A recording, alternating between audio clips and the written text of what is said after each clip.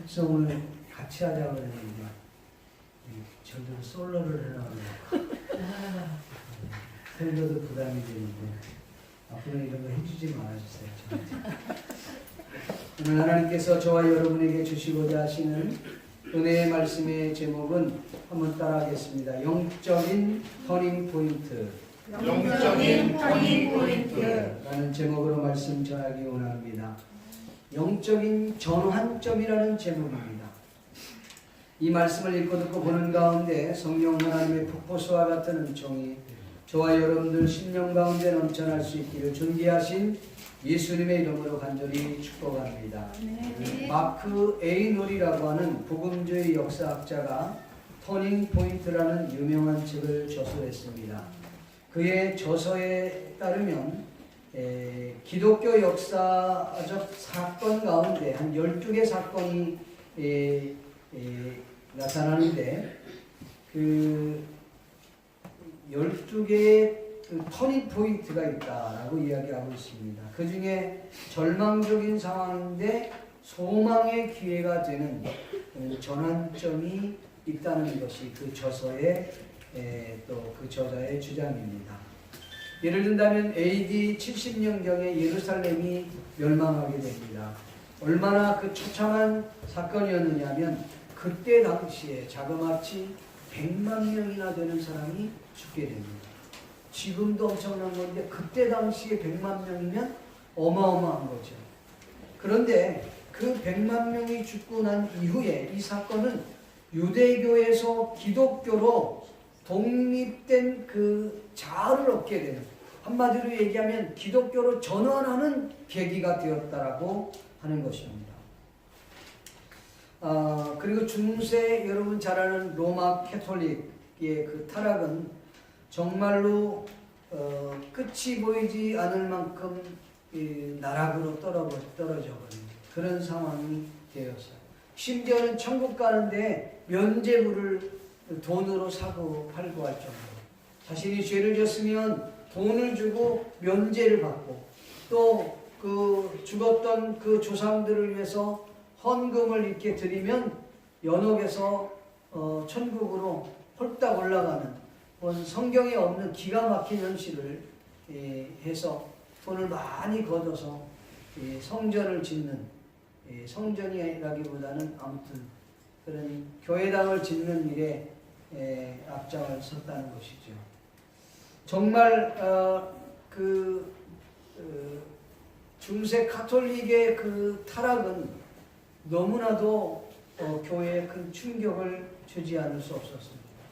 근데 오히려 그 사건이 마틴 루터라고 하는 종교 개혁자로 하여금 종교 개혁의 횃불을 높이 들게 했습니다. 그 이후에 프로테스탄트라고 하는 개혁교회가 생겨지게 된 것입니다. 그래서 프로테스탄트라고 하는 것은 개혁된 교회다.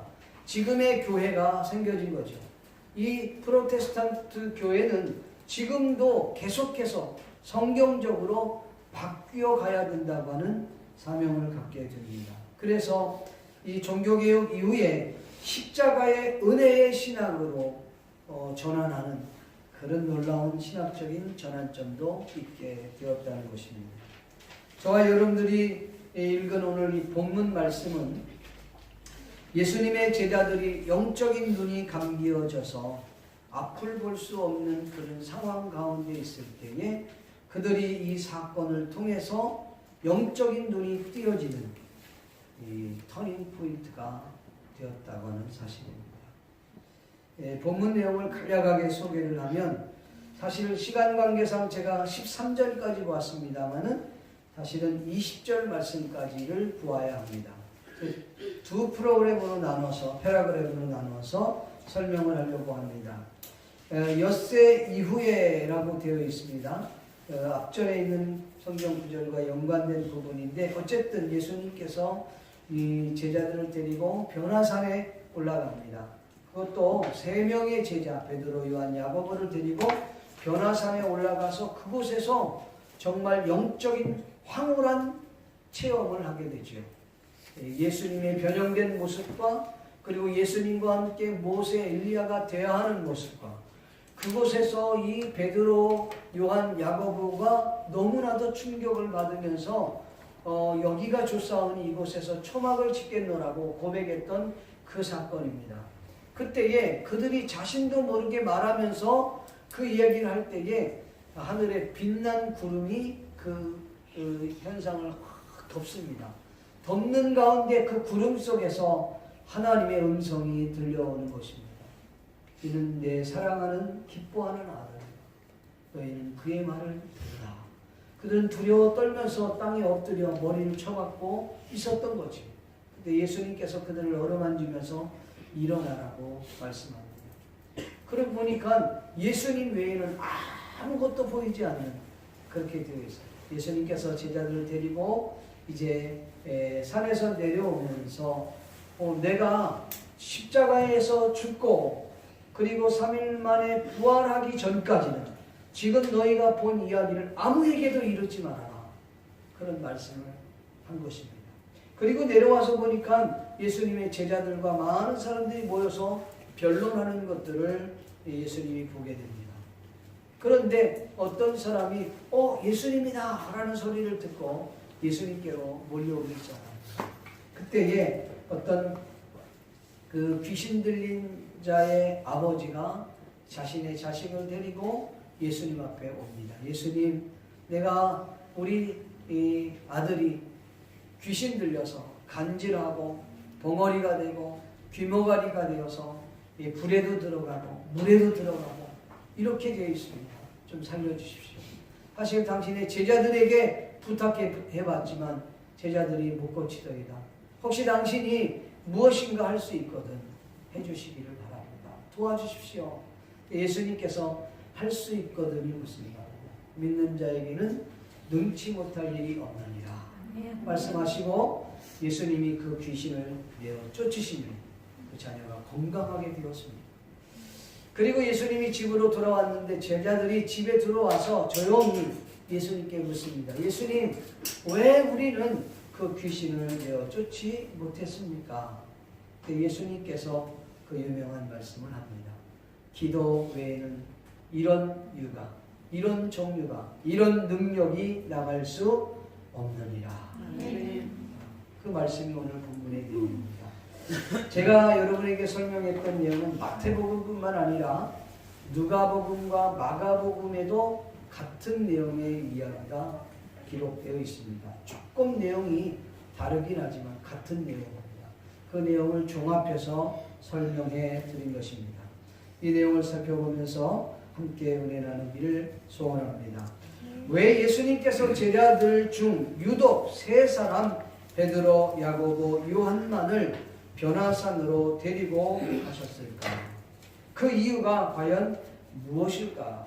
여러분, 예수님께서 12명의 제자가 아닌 세 사람만 데리고 변화산에 올라갔습니다. 당시에 그 변화산은 어떤 산인가? 여러분, 변화산이 따로 이름이 변화산인 게 아니라 이 변화산이라고 하는 별명입니다. 원래 이 변화산의 이름은 그러니까 가이사랴 빌립보 지역에 조금 더 올라가면, 그러니까 요단강에서 갈릴리가 있고 요단강이 있고 그 위에 좀 올라가면 가이사랴 빌립보라는 지역이 있는데 그 지역에서 조금 더 올라가면 헐몬산이라고 하는 산이 있습니다. 헤르몬산이라고도 하고 헐몬산이라고 하는데 이 산이 무려 2,800m나 되는 큰 아주 높은 산입니다. 근데 이 산은 눈이 와서 사시사철 눈이 녹지 않는 산입니다. 그러니까 일본어로 얘기하면 저기 후지산과 같은 그런 산입니다. 그 헐몬산에 예수님이 이 제자들을 데리고 올라갔다고 하는 말입니다. 그런데 올라가서 어떤 일이 벌어졌습니까? 올라갔더니 예수님의 얼굴이, 그의 모습이 완전히 해같이 바뀌어지고 예수님이 입고 있었던 그 옷이 빛처럼 휘어졌다라고 얘기하고 있습니다. 뿐만 아니라 그곳에서 예수님과 엘리야와 모세가 대화하는 장면을 그가 보게 된 것입니다. 너무 충격적이고 너무 황홀하고 너무 영적인 부분을 보는 와중에 베드로가 이런 고백을 하죠. 주여, 여기가 조사하노니 이곳에서 초막셋을 짓겠습니다 하면서 이야기를 합니다. 그 얘기하는 도중에 어떻게 해요? 빛난 구름이 그 현상을 확 덮은 거예요. 덮는 와중에 어떤 일이요? 그 구름 속에서 하나님의 음성이 들렸습니다. 이는 내 사랑하는, 이는 내 기뻐하는 아들이다. 너희는 그의 말을 들으라. 이렇게 말씀을 했던 것입니다. 여러분, 여기에서 우리는 한 가지 중요한 것을 발견하게 되는데, 이 제자들이 그 헐몬산이라고 하는 변화산에 올라가서 영적인 황홀한 체험을 하게 되는 것입니다. 육신의 눈으로, 지금까지는 육신의 눈으로 예수님을 보았는데, 이 황홀한 체험, 이 변화산에서의 그 체험을 통해서 육적인 눈이 아니라 영적인 눈으로 그 예수 그리스도가 하나님의 아들됨을 보는 그런 놀라운 역사가 나타나게 됩니다. 그러니까 신앙의 터닝 포인트가 이 자리에서 나타나게 되었다는 것입니다. 영적 경험을 통해서 이네들의 신앙이 질적으로 변화가 되고, 이들의 삶에 큰 변화가 나타나고, 이들의 삶의 그 가치관이 완전히 달라지는, 육신의 눈으로 본 예수가 아니라 영적인 눈으로 이분이 하나님의 아들이라고 하는 소리를 직접 주님의 하나님의 음성으로 들었다는 것이죠. 그러니까 그들의 가치가 바뀌어지고, 가치관이 바뀌어지고, 세계관이 바뀌어지고, 믿습니까? 그리고 그들이 예수 그리스도를 보는 시각이 달라졌다는 말씀입니다. 아멘. 사랑하는 성도 여러분, 오늘날 저와 여러분이 오랫동안 신앙생활을 하고 있으면서도 불구하고 우리의 삶에 변화가 나타나지 않는다라고 한다면 여러분의 삶에 영적인 터닝 포인트가 없었기 때문이라는 사실입니다. 바울 사도는 다메섹 도상에서 영적 터닝 포인트가 있었습니다. 신앙의 완전한 전환점이 생겼다는 것이죠. 예수님의 11명의 제자와 그리고 120명의 제자들이 마가의 다락방에서 성령의 강력한 역사를 경험한 이후에 그네들의 신앙의 터닝 포인트는, 신앙의 전환점이 그곳에서 있었다고 하는 사실입니다. 오늘 이 시간 이 자리에 있는 저와 여러분들이 영적 터닝 포인트가 될 수 있기를 주님의 이름으로 간절히 축복합니다. 예수님의 얼굴이 해같이 바뀌고 예수님의 옷이 이 빛처럼 휘어지게 되고, 그들이 모세와 엘리야가 예수님과 대화하는 사건을 보고 난 이후에 그들은 놀라운 변화가 나타났습니다. 여러분, 아니 그럼 예수님께서 그 예수님의 모든 제자들에게 다 데리고 올라가갖고 그렇게 보여줬으면 이 가룟 유다 같은 경우는 예수님을 은30에 팔지는 않았을 게 아닙니까? 그렇지 않아요? 근데 여러분, 꼭 그렇다고 장담은 못해요. 왜냐하면 예수님의 제자들도 예수님이 십자가에 못 박혀 돌아가실 때 부인하고 도망갔어요. 성령의 도우심으로 인하여 나중에는 다 주의 거룩한 도구로 쓰임을 받았습니다. 그러니까 심지어 오늘 이 변화산에서 큰 경험을 했던 이 세 사람마저도 주님을 버리고 물고기 잡으러 가지 않았습니까? 사랑하는 성도 여러분, 오늘 저와 여러분의 영적 터닝 포인트가 있습니다. 삶에 놀라운 질적 변화가 있었습니까? 없었다면 우리는 그것을 가져야 됩니다. 이 자리가 그렇게 되기를 바랍니다. 여러분이 그 하나님을 깊이 만나는 복된 시간이 될 수 있기를 주님의 이름으로 간절히 축원합니다. 여러분, 예수님께서 제자들을 차별하신 것입니까? 아니면 예수님이 제자들을 구별하신 것입니까? 사실 누구는 데려가고 누구는 데려가지 않아요. 그런 걸 볼 때에 누가 봐도 예수님이 제자들을 차별한 것처럼 느껴질 수가 있습니다. 그러나 우리가 알고 있는 예수님의 성품을 보면 예수님이 차별하실 분은 아니에요. 그러니까 예수님이 차별한다라고 우리가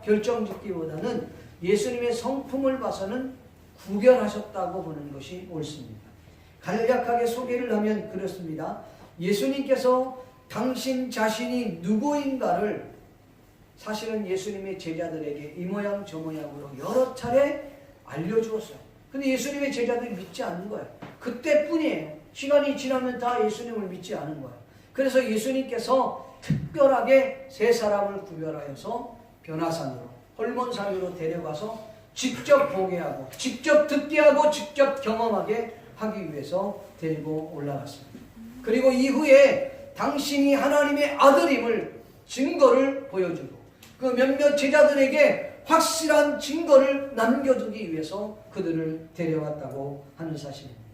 본문을 보면 예수님께서 지금 너희가 본 것을 내가 십자가에서 죽고 부활하기 전까지는 아무에게도 말하지 말아라. 변화산에 내려오시면서 주님이 말씀한 거예요. 예수님의 제자들이 그걸 지킵니다. 그 이후에 예수님의 이 세 명의 제자들이 아무 말도 안 해. 이 얘기를 하지 않아요. 근데 복음을 전하다가 사도행전에 그 얘기를 합니다.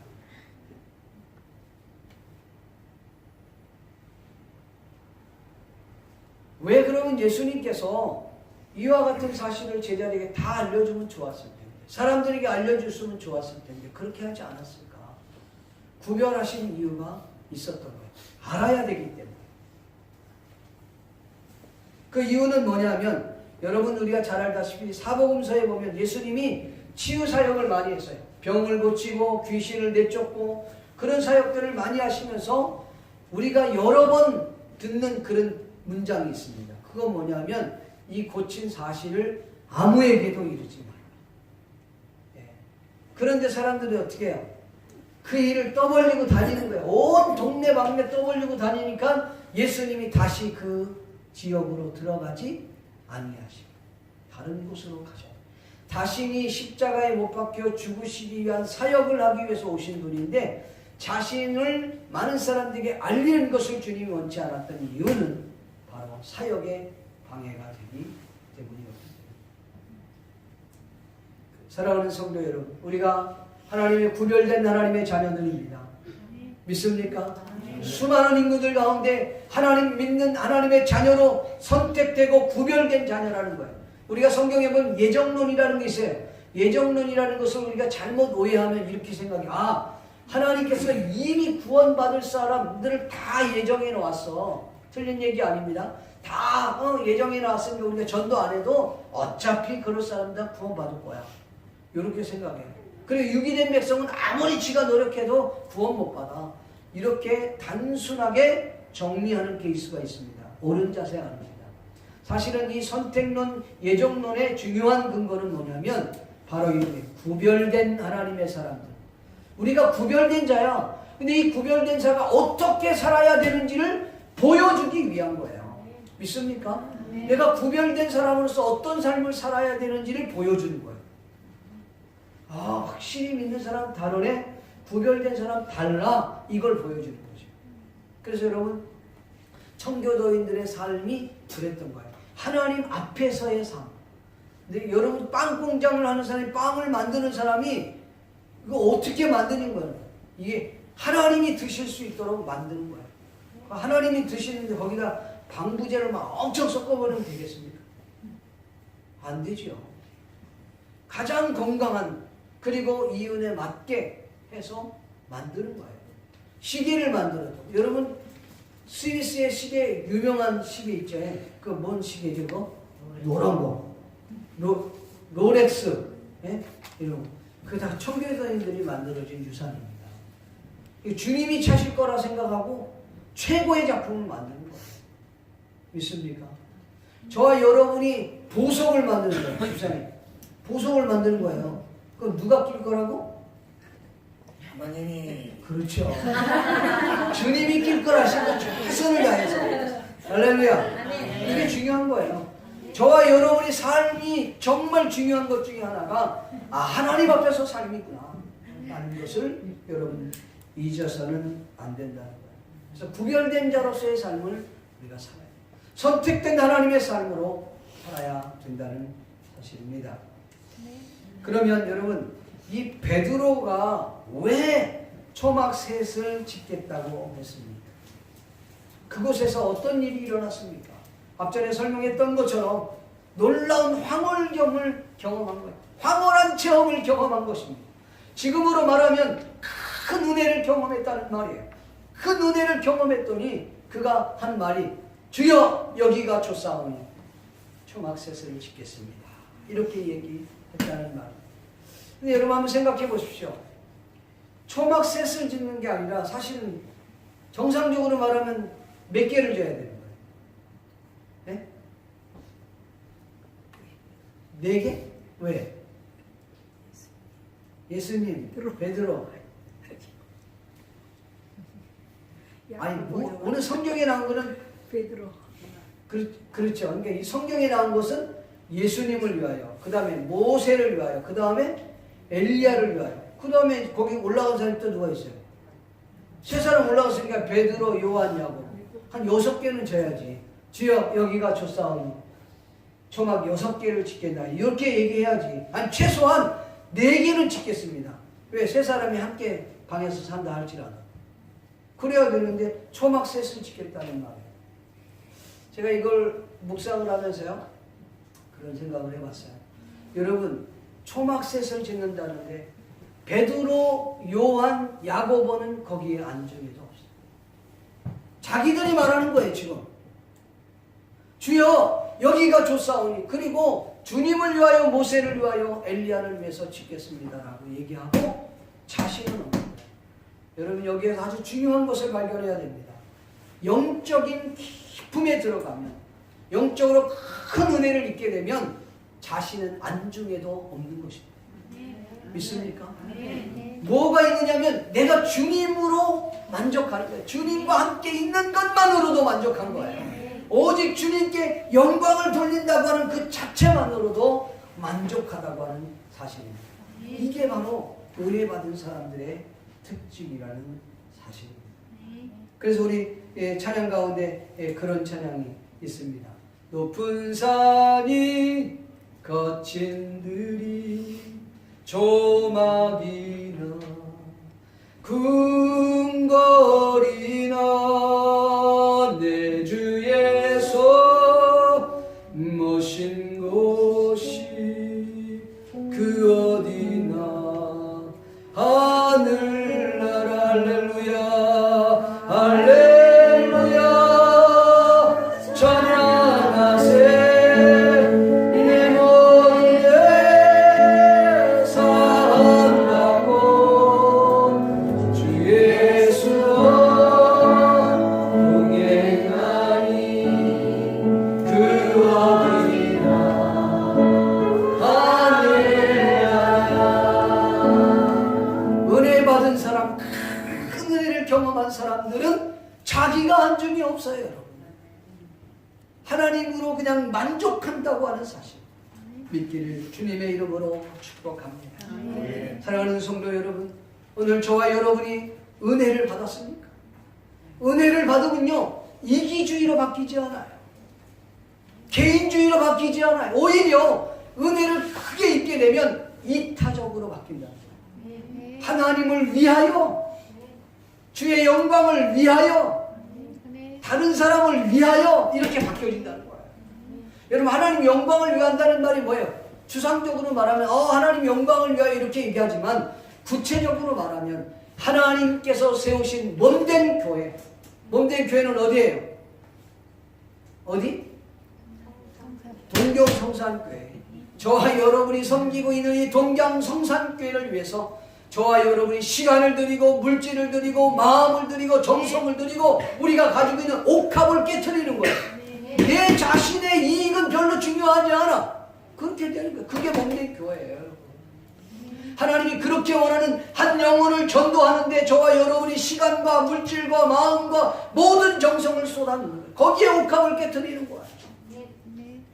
하나님께서 우리에게 행복의 울타리를 주신 우리의 가정이 있지 않습니까? 사탄의 놀이터가 되지 않도록 우리가 그 가정을 지켜야 되고, 하나님이 우리에게 주신 귀한 선물인 그 자녀들을 말씀으로 양육하고 하나님 중심으로, 성경 중심으로, 교회 중심으로 잘 키워서 그들로 하여금 세상에 재파송시켜서 그들이 세상에 가서 하나님의 영광을 위해서 자신이 있는 위치에서 최선을 다하는 거예요. 그게 바로 하나님 영광을 돌리는 일입니다. 믿습니까? 그래서 우리가 있는 그 위치에서 최선을 다하면 야, 저 사람 정말 너무 잘해. 알고 봤더니 크리스찬이더래. 이 소리가 돼야 하나님이 영광을 받으시게 되는 줄로 믿는 것입니다. 만약에 오늘 저와 여러분의 삶 속에서 내 개인의 이기주의만을 추구하고 자신의 개인주의만을 추구하고 내 것만을 찾고 있다면 여러분의 삶 속에는 은혜가 떨어졌다고 하는 증거입니다. 하나님 영적 터닝 포인트가 있게 해주십시오. 하나님을 깊이 만날 수 있는 은혜를 달라고 여러분 기도할 수 있기를 주의 이름으로 축원합니다. 대부분의 많은 사람들은 영성 관리를 하고 은사 관리하고 뭐 물질 재물 관리하고 다 누구 때문에 하느냐? 나 때문에. 그건 우리 아직도 유아기 신앙을 벗지 못합니다. 깊은 은혜를 들어가면 주님을 위해서 살게 되었습니다. 그게 성경에 보면 사도행전에 보면 초창기 초대 교회 예루살렘 초대 교회들이 모이면요 분명히 이거 내 건데 내 거라고 말하지 않아. 내 거임에도 불구하고 내 것이라 말하지 아니하고 이것을 다 내놓아서 서로 통용하는 거예요. 필요에 따라서 갖고 갈 수 있도록. 내 것인데도 불구하고 그렇게 하지 않았다. 왜요? 하나님의 은혜가 임했기 때문에. 오늘 이 자리에 하나님의 놀라우신 은혜가 임할 수 있기를 주님의 이름으로 축복합니다. 네. 자, 귀신 들려 간질하고 말 못하고 그리고 이 벙어리 되고 또 이 귀머거리 되고 이 오늘 성경에 나온 얘기. 근데 이게 마가복음 누가복음에 보면 다 같이 나와 있어요. 근데 물에도 들어가고 불에도 들어간 이 자식을 데려온 이 아버지가 어떤 사람이었는지 한번 보게 원해요. 성경에 보면 이 아버지가 어떤 사람인지 정확하게 나와 있지 않습니다. 그 사람은 유대인인지 이방인인지 사마리아인인지 모르겠습니다. 어디에서 살고 있는 사람인지 그 사람 직업이 뭔지 그 사람 몇 살 정도 되는지 나와 있지 않아요. 그런데 오늘 본문에서 본 그 본문에서 우리가 유추할 수 있는 내용이 있습니다. 몇 가지가 있는데 그 첫 번째는 뭐냐면 이 아버지는 현실을 회피하지 않았던 사람. 현실 앞에서 도피하지 않았다는 사람이에요. 대부분의 사람들은요, 그 현실을 회피하려고 하는 거예요. 도피하려고 해. 대충 넘어가려고 합니다. 어떤 사건이 벌어지고 어떤 문제가 생겨지면 그냥 덮어버리려고 해요. 왜? 시간이 지나면 해결해 줄 거야. 시간이 지나면 다 잘 될 거야. 라고 생각을 합니다. 여러분, 도피하지 마십시오. 현실을 피하려고 하지 마십시오. 현실 앞에 당당함에 믿음으로 앞설 수 있기를, 맞설 수 있기를 주님의 이름으로 축복합니다. 이 아버지는 어떤 사람이었냐면 또한 자기 자식의 현상을 분명하게 알고 있었던 것입니다. 여러분 부모님들, 여러분 자녀들이 어떤 상황에 있는지 아십니까? 여러분의 자녀가 영적으로 어떻게 되어 있는지 아십니까? 지금 그 자녀가 영적으로 영양실조 걸려서 죽어가고 있는지도 모르고 돈만 턱턱 주면서 야 이거 먹고 행복하게 살아 이렇게 생각하고 있지는 않습니까? 내 지금 남편과 아내와 자녀들이 지금 다 죽어가고 있는데 그 현실을 파악하고 못하고 있다면 오늘 저와 여러분 한번 돌아와요. 근데 오늘 이 아버지는 이렇게 말합니다. 자기 자식이 어떤 상황인지 예수님이 물어요. 이 아이가 언제부터 이랬느냐? 그랬더니 어렸을 때부터 했어. 그래. 여러분 성경에 보니까 이 아버지가 뭐냐? 이 아이가 귀신 들려 말 못하고 벙어리 되고 귀머거리 되고 물에도 들어가고 불에도 들어가고 난리로 썩입니다. 뭐라 그랬어요? 귀신이 들렸다는 걸 알았어요. 여러분 질병으로 치유할 부분이 아니라 귀신 들렸다고 얘기하고 있어요. 그리고 그가 지금 어떤 상황에서 이렇게 살아가고 있는지를 적나라하게 예수님 앞에 말씀하고 있다는 것입니다. 현실을 직시했던 사람이었다는 거예요. 현실을 직시하십시오. 세 번째로 그는 자기 믿음을 솔직하게 주 앞에 고백했어요. 그가 주님 앞에 와서 부르는데, 주님, 제가 우리 이 귀신 들린 이 아들을 당신의 제자에게 와서 좀 고쳐달라고 했더니 못 고치더이다. 당신이 할 수 있거든 좀 어떻게라도 도와주시면 고맙겠습니다. 예수님 말씀할 할 수 있거든이 무슨 말이냐. 믿는 자에게는 능치 못할 일이 없느니라. 이 얘기를 하니까 그가 소리쳐 외쳐 말하기를 이렇게 말합니다. 주여, 나의 믿음 없는 것을 도와주옵소서. 한번 따라합시다. 주여, 나의 믿음 없는 것을 도와주소서. 여러분, 혼자 말하면 그 별 문제 없어요. 혼자 있을 때 자기가 소리치든 막 속으로 말하든 내 창피한 얘기를 하도 상관없어요. 왜? 혼자니까. 근데 지금 이 상황은 많은 사람들이 모인 앞에서 자신이 믿음 없음을 고백했다는 거예요. 자신의 믿음 없다는 것을 고백했던 이 용기, 자식을 살리기 위한 그 간절함, 이것이 오늘 우리에게 주시는 참으로 교훈이라고 생각을 합니다. 사랑하는 성도 여러분, 이런 사람은 발전할 수 있습니다. 이런 사람은 문제를 해결할 수가 있습니다. 이런 사람에게 하나님의 역사가 나타나는 줄로 믿습니다. 사랑하는 성도 여러분, 오늘 저와 여러분이 문제 앞에 직시하기를 바랍니다. 자기 자신을 잘 성찰할 수 있기를 바랍니다. 그리고 솔직하게 하나님 나의 믿음 없음을 고백할 수 있기를 바랍니다. 하나님, 그렇기 때문에 난 당신이 필요합니다. 하나님의 도움이 필요합니다라고 말할 수 있어야 된다는 것입니다. 믿습니까? 마지막으로 예수님의 제자들은 귀신 들린 자의 문제를 왜 해결하지 못했느냐는 거죠. 해결해 주지 못했던 그 이유가 무엇이냐는 것입니다. 예수님과 예수님의 제자들이 이제 헐몬산에 올라갔습니다. 그곳에서 은혜를 입었어요. 그리고 내려왔는데 보니까 이 사람들이 막 음성 모이면서 변론하는 것을 보고 있었어요. 그 사람들이 어떤 사람들이 예수님이다 하니까 예수님께 쭉 몰려온 거예요. 그리고 오늘 이야기를 진행이 되었어요. 변론하고 있었다는 것이죠. 제가 지난번에 좀 오래된 이야기입니다만 이제 한국에서 대선배 되신 목사님이 일본에 이제 조금 큰 교회 목사님이신데 좀 휴가차 일본에 오셨어요. 그래서 이제 연락을 받고 가이드를 좀 해드리고 저녁에 식사가 있어서 제가 식사를 한번 대접해야 되겠다 해서 목사님 저녁 시간대인데 스시 어떠십니까? 일본에 오셨으니까 스시 어떻습니까? 너무 좋다고. 그래서 회는 어떤 회를 좋아하십니까?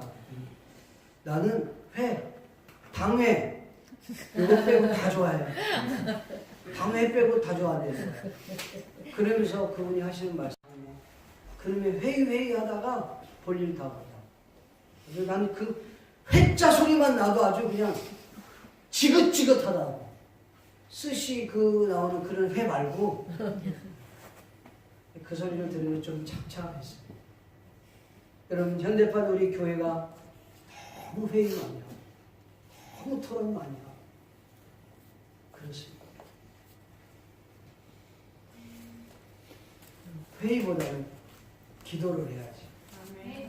네, 제가 지금 제일교단에 지금 들어와 있는데 제가 여러분들한테 처음 얘기하는데 우리 제일교단에 제가 부회장입니다.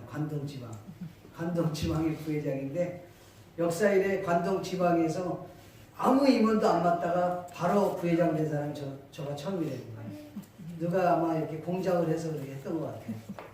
근데 부회장이 되면 차기에 바로 회장이 되는 거예요. 제가 올해 4월 달에 총회를 하는데 회장 될 가능성이 좀 있습니다. 네. 그래서 제가 사실은 고사를 했고 여러 번 고사를 했어요. 원치 않으니까. 그런 거 별로 원치 않아서 안 하려고 하는데 그렇게 이제 그래서 그 교회 장로님 한 분 우리 교회 오신 거예요. 우리 교회 와서 우리 교회를 2번 예배를 드리고 이 목사님이 부회장이 돼야 되겠다 생각을 하고 공작을 하신 거예요. 그 장로님이. 동교육계 장로님이신데 그래서 이제 제가 아마 하나님이 허락하시면 회장이 되지 않겠나 생각해요. 사실 두렵기도 하고 여러 가지 어려움이 있었는데 한번 제가 기도하면서 새벽에 기도하면서 좀 부담이 되기도 하고, 그래서 하나님, 만약에 하나님께서 저에게 회장직을 허락한다면 우리 제1교단 임직원회 할 때 회의보다는 기도를 많이 할 수 있게 하겠습니다. 그렇게 공약을 세웠어요. 우리는 회의를 많이 해요. 제1교단은 회의를 너무 즐깁니다. 그래서 총회를 한 번에 2박 3일 동안 총회를 해요. 뭘 하는지 몰라. 참 조금 이해가 잘 안 돼요. 그리고 제가 처음에 우리 제1교단 갔을 때 이거 다 녹화가 되니까 갔는데 회의를 너무 길게 하는 거예요. 3시간, 4시간 막. 와, 그래갖고 안 가버렸어요. 임직원 회의를 거의 안 가봤어요. 1년에 뭐 4차례씩 하는데 안 가다가 한 번 정도 연애 가거든요. 근데 막 얘기해갖고 격려해갖고 갔어요. 갔는데 그날따라 또 가는 날이 장날이라고 회의를 장작 7시간을 하는 거예요. 다 미쳤어. 와, 7시간을 하는 거예요. 한 교회권 문제 갖고 막 4시간을 끄는 거예요. 와, 그랬더니 목사님이 오랜만에 김 목사 하는데 이게 뭐 하는 거냐고. 아니, 나 안 하겠다. 그 정도로 회의가 너무 길어요.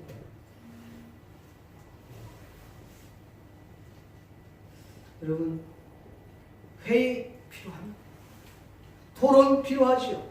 변론 필요합니다. 그러나 변론만 하면 안 돼. 회의만 하면 안 돼. 여러분, 기도할 게 얼마나 많습니까? 믿습니까? 네. 기도해야 돼. 우리가 전도할 일이 얼마나 많습니까? 전도를 안 하고 맨날 회의만 해. 여성교회, 남성교회 회의만 하면 안 됩니다. 아멘? 네. 기도를 해야 돼, 기도.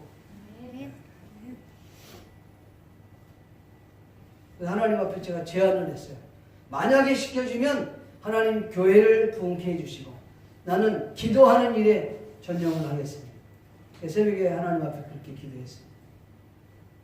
근데 오늘 이 제자들이 왜 그 귀신 들린 사람을 고치지 못했을까? 변론을 했습니다. 토론했어요. 회의했어요. 정확하게 말하면 변론이라기보다는 자신의 푸념을 늘어놨는지도 좀 더 정확하게 얘기하면 자신이 왜 이 귀신 들린 사람을 고치지 못했는지에 대한 변명을 늘어놨다라고 저는 생각해요. 왜냐하면 예수님께서 귀신을 내쫓거든요. 쫓겨난 이후에 집에로 돌아왔어요. 집에 돌아왔을 때 제자들이 묻는 질문이 뭐냐? 주님, 왜 우리는 그 귀신 들린 자를 고칠 수 없었습니까? 라고 말했어요. 예수님이 그 얘기를 듣고 명답을 대답했습니다. 한번 따라합시다. 기도 외에는 이런 능력이 나갈 수 없느니라. 아멘. 제자들이 그렇게 고생했던 이유는 변론했기 때문입니다. 기도하지 않았기 때문입니다. 믿습니까? 기도는 능력입니다. 아멘. 기도하지 않으면 하나님의 능력은 나타나지 않습니다. 여러분, 합심기도는 역사하는 힘이 많다라고 성경은 말씀하고 있습니다. 기도 없이는 하나님의 역사는 일어나지 않습니다. 기도하지 않고서는 하나님의 의인을 드러낼 수 없습니다. 하나님의 거룩한 나라는 기도로 말미암아 나타나게 되는 줄로 믿습니다. 하나님의 나라는 말에 있지 아니하고 오직 능력이 있다고 했는데 그 능력은 기도로 나타나는 줄로 믿습니다. 믿습니까? 우리가 어찌하여 능히 그 귀신을 쫓아내지 못했습니까? 기도 외에는 이런 능력이 나갈 수 없는. 여러분, 사탄이 누구를 두려워하겠습니까? 귀신이 어떤 사람을 두려워하겠습니까? 큰 소리 뻥뻥 치고 패기 아주 당당하게 호언장담하는 그런 사람을 두려워하겠습니까? 아니요. 기도하는 사람을 두려워하는 줄이 있습니다. 여러분, 가정에 기도의 제목을 가지시고 여러분의 가정을 세울 수 있기를 주의 이름으로 축복합니다. 하나님의 교회도 기도로 세워주시기를 주의 이름으로 축복합니다. 기도만이 결국은 귀신을 내쫓을 수 있는 것입니다. 그들은 기도로 그들의 영적 터닝 포인트를 가질 수 있는 계기가 된 줄로 믿습니다. 여러분, 이 예수님의 제자들이 그리고 예수님의 11명의 사도들이 언제 영적 터닝포인트가 있었습니까? 마가의 다락방에 성령의 강력한 기름 부으심이 임하면서 각자에게 방언이 임하게 됐습니다. 각자에게 방언이 임하면서 강력한 기도의 부흥 운동이 일어나게 된 것입니다. 그리고 난 이후에 놀라운 하나님의 역사가 나타나게 된 것입니다. 말씀을 믿기를 소원합니다. 사랑하는 성도 여러분, 영적인 터닝 포인트가 여러분 있으십니까? 없다면, 여러분 없으시다면 하나님께 기도함으로 말미암아 영적인 터닝 포인트를 만들 수 있기를 주님의 이름으로 간절히 축원합니다. 여러분, 우리는 신비주의를 추구하는 것이 아닙니다. 성경은 신비를 말하고 있습니다. 그러니까 하나님이 허락하신 그 신비를 추구는 하지 않지만 그 신비를 경험하는데 그것 때문에 우리가 어떻게 뭐 신비주의로 가는 것은 아니지만 주님이 허락하시는 그 신비를 경험은 할 수 있어요. 경험하면 말씀과 함께 그 은혜를 경험하면 인생은 달라져요. 지금 이런 식의 신앙생활 하지 않습니다. 이기주의, 이기주의, 개인주의 신앙생활 하지 않습니다. 온전히 주님과 동행하는 삶 살게 될 줄로 믿습니다. 기도하겠습니다. 우리 시간 말씀을 생각하시면서 우리 통성으로 하나님, 우리가 영적으로 깨어있기를 원합니다. 회개하기 원합니다. 우리가 과거에 죄악 가운데 살았던 것들을 주님 용서해 주시옵소서.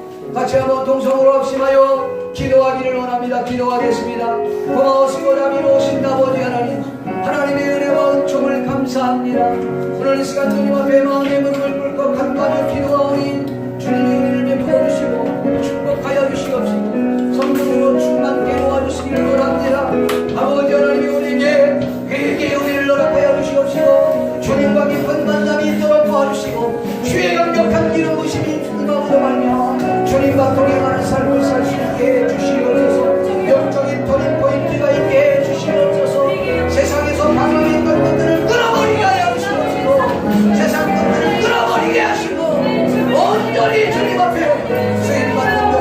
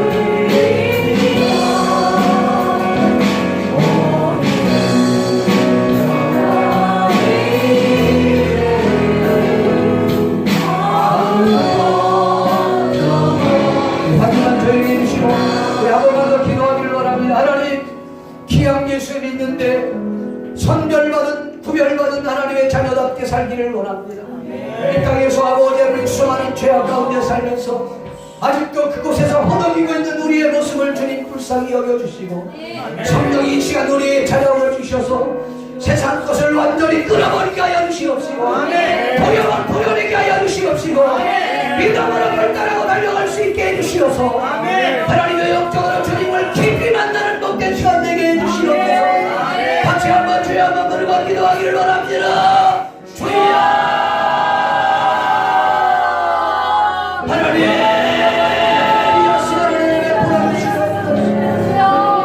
정말 내 자신을 돌아보기를 원합니다.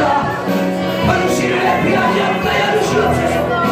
현실 앞에 덮어야 하여 주시옵소서. 자기 자신의 살이 손상을 넘어내며 정확하게 판단하고 하나님 앞에 나아갈 수 있도록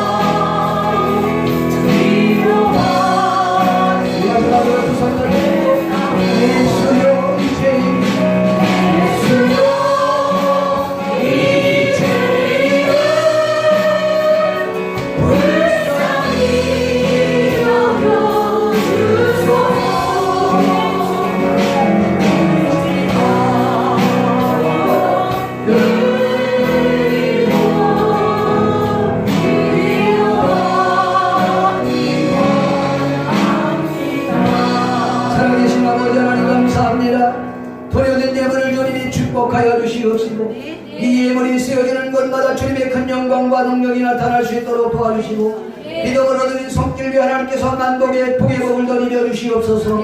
도려지 못한 성도들 있습니다. 드릴 수 있는 물질과 믿음을 허락하여 주시기를 원합니다. 아버지 하나님 저들이 이 시간 말씀을 듣고 결단하게 하여 주시옵시고 결단하고 행동으로 옮길 수 있는 능력과 은혜를 베풀어 주시기를 원합니다. 우리 하나님이 도와주실 줄 믿사옵고 예수님의 이름으로 기도하옵나이다. 지금은 우리 주 예수 그리스도의 은혜와 하나님 아버지의 크신 사랑과 성령님의 감화 감동기로 교통하시니 오늘 이 자리에 모인 모든 하나님의 자녀들 머리 위에 지금부터 영원토록 함께 있을지어다.